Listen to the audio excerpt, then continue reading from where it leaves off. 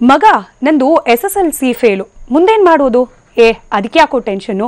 ನಮ್ಮ ಬೆಂಗಳೂರು ವಿವಿ ಇದೆಯಲ್ಲ, ಕಾಸು ಕೊಟ್ಟರೆ ನಿಂಗೆ ಯಾವ ಡಿಗ್ರಿ ಮಾರ್ಕ್ಸ್ ಕಾರ್ಡ್ ಬೇಕು ಹೇಳು, ಎಲ್ಲ ಸಿಗುತ್ತೆ.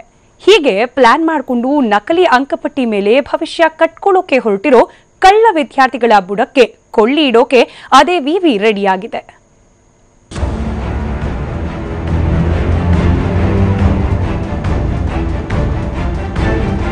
ರಾಜ್ಯದ ಅತಿ ದೊಡ್ಡ ವಿವಿ ಬೆಂಗಳೂರು ವಿವಿ ರಿಸಲ್ಟ್ ಅಂದ್ರೆ ಎಲ್ಲರಿಗೂ ನೆಗ್ಲಿಜೆನ್ಸೆ.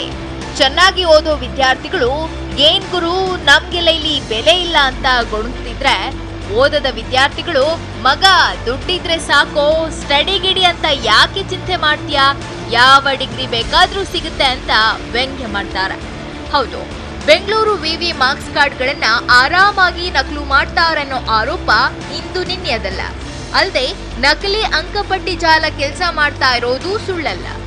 ಆದ್ರೆ ಇನ್ಮುಂದೆ ಬೆಂಗಳೂರು ವಿವಿಯ ಅಂಕಪಟ್ಟಿ ನಕಲು ಮಾಡೋಕೆ ಸಾಧ್ಯನೇ ಇಲ್ಲ. ನಕಲಿ ಜಾಲಕ್ಕೆ ಬ್ರೇಕ್ ಹಾಕಲು ವಿವಿ ತನ್ನ ಮಾರ್ಕ್ಸ್ ಕಾರ್ಡ್ಗಳಿಗೆ 13 ಸೆಕ್ಯೂರಿಟಿ ಅಂಶ ಅಳವಡಿಸಿಕೊಳ್ಳಲು ಮುಂದಾಗಿದೆ.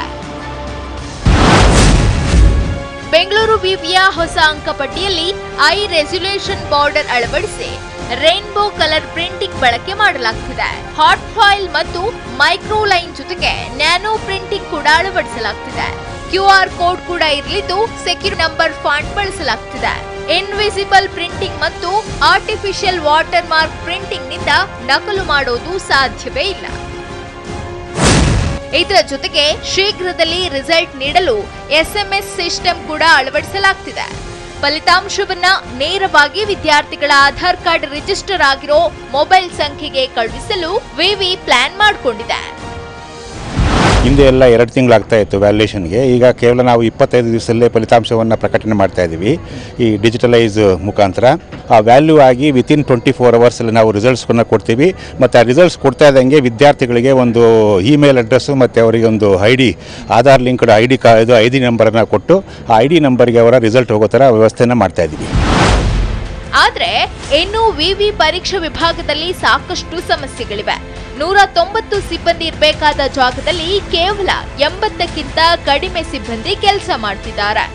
ಇನ್ನು ಅಂಕಪಟ್ಟಿ ನಕಲು ತಡೆಯುವ ನಿಟ್ಟಿನಲ್ಲಿ ಭದ್ರತಾ ಅಂಶಗಳ ಅಳವಡಿಕೆ ಒಳ್ಳೆಯದೆ. ಆದ್ರೆ ಇದೇ ನೆಪದಲ್ಲಿ ವಿದ್ಯಾರ್ಥಿಗಳ ಮೇಲೆ ದರ ಹೆಚ್ಚಳ ಹೊರೆ ಹಾಕಬಾರ್ದು ಅಂತಾರೆ ವಿದ್ಯಾರ್ಥಿಗಳು. ಅಲ್ಲಿ ಸ್ಟಾಫ್ಸ್ ಕರೆಕ್ಟ್ ಆಗಿಲ್ಲ, ಒಂದು ಕರೆಕ್ಟಾಗಿ ಇಷ್ಟು ಜನ ಇರಬೇಕನ್ನೋರು ಒಂದು ಅಷ್ಟು ಜನ ಇಲ್ಲ, ಅದಕ್ಕಿಂತ ಕಡಿಮೆ ಇದ್ದಾರೆ. ಅದರಿಂದ ರಿಸಲ್ಟ್ ಬರೋದು ಡಿಲೇ ಆಗ್ತಾ ಇದೆ, ಮತ್ತು ಮಾರ್ಕ್ಸ್ ಕಾರ್ಡ್ಸ್ ಬರೋದು ಲೇಟ್ ಆಗ್ತಾಯಿದೆ. ಮತ್ತೆ ಏನಾದರೂ ಪ್ರಿಪ್ರೇಷನ್ ತೊಗೊಳಕ್ಕೆ ಕಷ್ಟ ಆಗ್ತಾಯಿದೆ. ಅದ್ರ ಜೊತೆಗೇ ಇವ್ರು ಏನು ಮಾಡ್ತಾಯಿದ್ದಾರೆ, ಇವಾಗ ಹೊಸ ಅಂಕಪಟ್ಟಿಯನ್ನು ಮಾಡ್ತಾ ಇದ್ದಾರೆ ಅಂತೆ.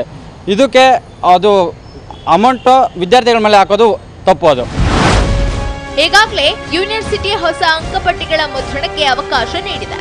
ಇಷ್ಟೆಲ್ಲ ಬದಲಾವಣೆ ತಂದ ಮೇಲಾದ್ರೂ ಬೆಂಗಳೂರು ವಿವಿ ಅಂಕಪಟ್ಟಿ ನಕಲು ನಿಲ್ಲುತ್ತಾ ನೋಡ್ಬೇಕು. ಪ್ರಸನ್ನ ಗಾಗರ್, TV9 ಬೆಂಗಳೂರು.